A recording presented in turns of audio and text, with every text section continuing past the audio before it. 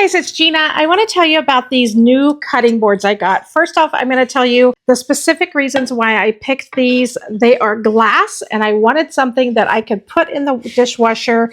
I don't have to worry about juices soaking into them from any of the foods that I might be prepping. It's really my preference not to have a cutting board with porous material.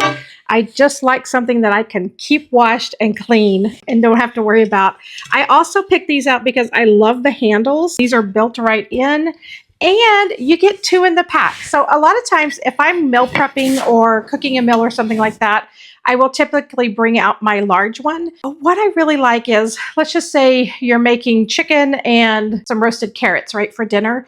I like that I can be cutting my chicken on this big one, and then I can still pull out the smaller one and be working on cutting up the roasted carrots. Lots of uses for these, but again, I like how sturdy they are.